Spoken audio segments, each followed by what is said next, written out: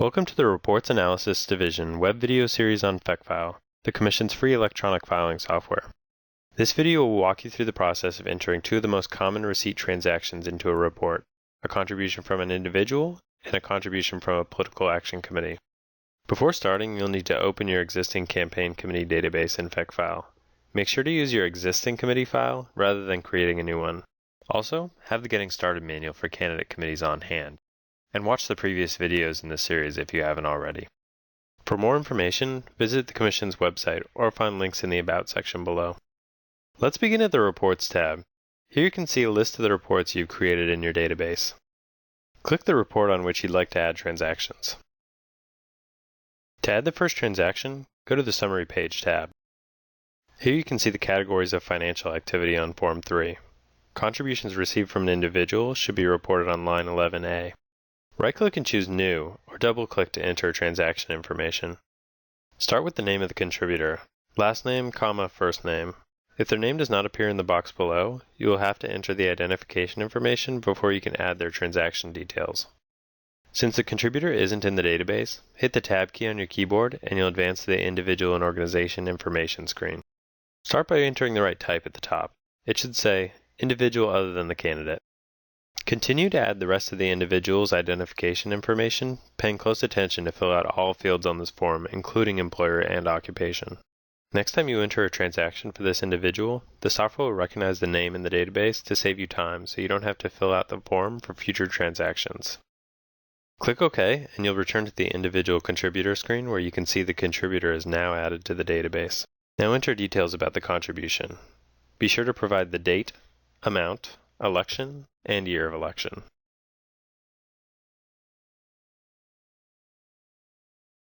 Note that the check number and account identifier boxes are for your internal bookkeeping purposes and do not appear on the face of the report.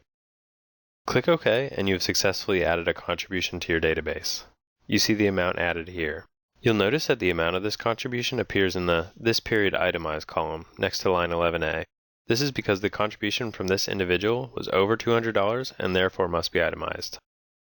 For contributions from an individual that has not reached the $200 itemization threshold, this amount will appear in the This Period Unitemized column.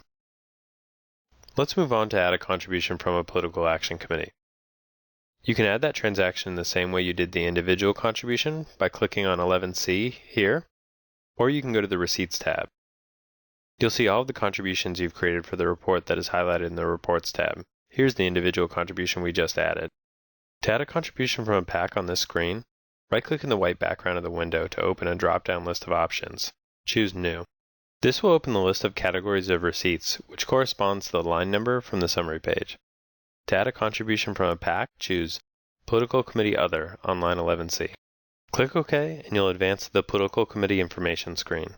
Similar to adding an individual, you should type the name of the PAC to see if it's already entered in the database.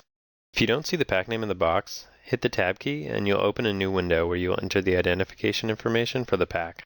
Change the type at the top to Political Action Committee. The form will change to allow you to enter identification information that is applicable to PACs. The easiest way to enter a PAC contribution is to hit Lookup. At the FECID Lookup window, find your committee by typing the name. When you find it, click Copy All. This function will access FEC records to save you time by filling in the name, address, and committee ID. Confirm all of the information is accurate and click OK. Keep in mind the lookup feature only contains the information for federally registered candidates and committees. Click OK and you'll return to the Political Committee Contribution screen where you can enter the details of the contribution, the date, amount, election, and election year.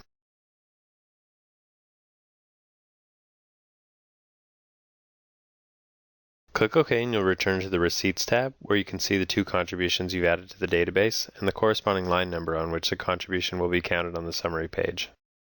Return to the summary page and you can see the amount of your PAC contribution listed next to 11C. At this time, it's a good idea to save the dataset to ensure no information is lost. The easiest way to do this is to click the disk icon in the toolbar.